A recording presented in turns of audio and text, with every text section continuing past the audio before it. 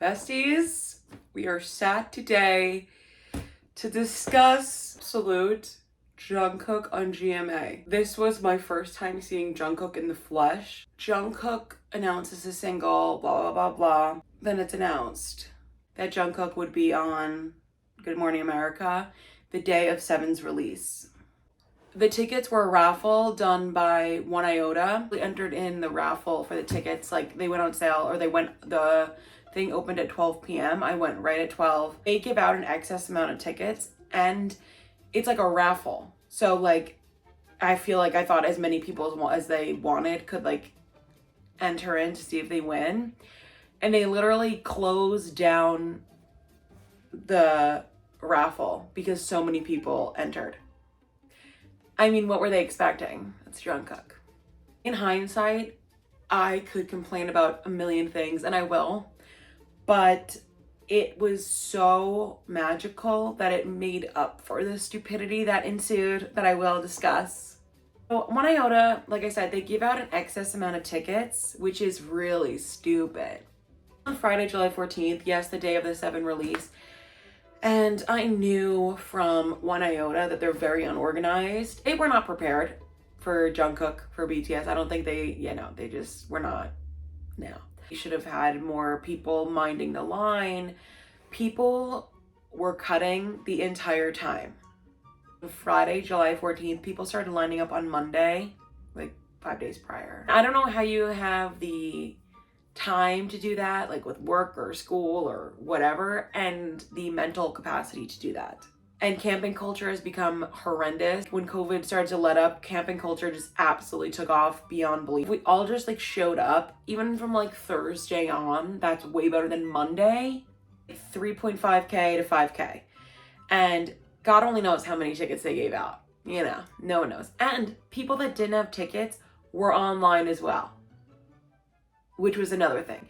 It's not like the Today Show where if you don't have a ticket, they let in general admission. Like this GMA Summer Stage, it's like it's not like the Plaza at Rockefeller. This is in Central Park, and it's like you can, if you don't have a ticket, you can go to the barricades. Like it's a park, you know what I mean? Like you can go behind the stage and go see the park, like stand in the park. They don't close down the park, but how many times can I say park? But you can't like go in. It's like a small space. Why are you standing online if you don't have a ticket? If I don't have a ticket, hell yeah, I would go to Central Park. I'm not standing online with people that have tickets. When it clearly says you need a ticket to get in, you gotta show your ID and everything. I was gonna go at 2:30. I'm like, that's what I did for like my previous Today shows. I realized that just like would not work. Left at 10:30 p.m., got there at 11:30 p.m. on Thursday night. We're like 1500th online. Got to check in on 72nd Street and I was at 60th, like in the park. They said like 8,000 people showed up, 9,000. The time went fast. I always say this, like waiting for something like a show or something. The time goes fast. At midnight, we all watched like Army, the 1500th Army collectively. We all watched like Seven all in our phones, and the shrieks and the screams, like it was really sweet. We were all freaking out. Like that was fun. What was not fun was people throughout the night going online and cutting and paying people to cut. Line moved a lot at like 3:50 because people were all spread out. Then the line moved at like 3:50, and then after that it was like a constant like tiny flow of like moving. Deadline for checking in was like 7. It was such a disgusting hot mess. We just kept walking. I was like dripping. It was like sweating. It was humid. We were gonna see GK. Like honestly, that was pushing me through. Before you check in and like go to the summer stage, it just like stopped for a while. We were like 2 blocks down. We were at like 70th and we had to check in at 72nd and then like walk in. So I go up to 72nd and I'm like, what's going on here? And then I was speaking to some girls. I talked to these girls that were again 2 blocks ahead of us, and I was like, what time did you guys get here? Like how long have you been sleeping out? They're like, we got here at 1:45 this morning. She got there 2 hours before I did and she was 3 blocks ahead of me. How'd that happen? When I told her I was there since 11:45, she was like, what? I was like, what are you doing here?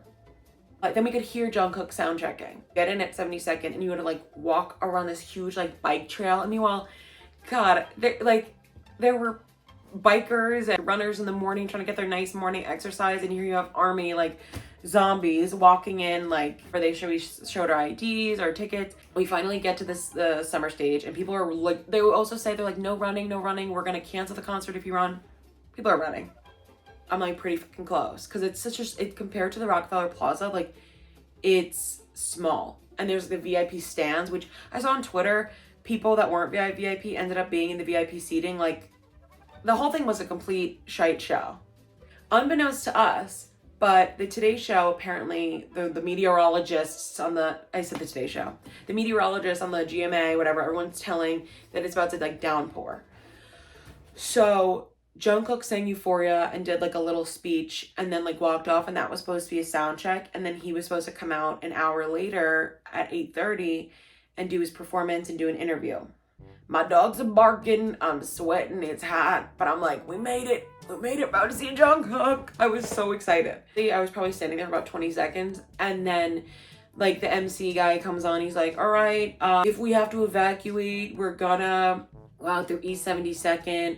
Like, evacuate? For what? I'm not evacuating, I'm standing right here. Cook and his team and everyone else found out that the concert was gonna be, like, if we waited any longer, like, waited till 8:30, because that's when he was supposed to come out, then it would have just been pouring and thundering and lightning, and that it would have had to been canceled.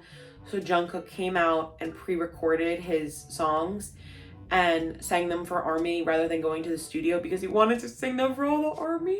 He didn't have to do that, and he knew how long we had been waiting, and he wanted to see us. Like, it was just the parasocial relationship. Bestie JK. It's like, considering I'm so short, I was able to see Jungkook, like, through people, and, like, if I, like, stood a certain way, like, looked a certain way, I was able to see him.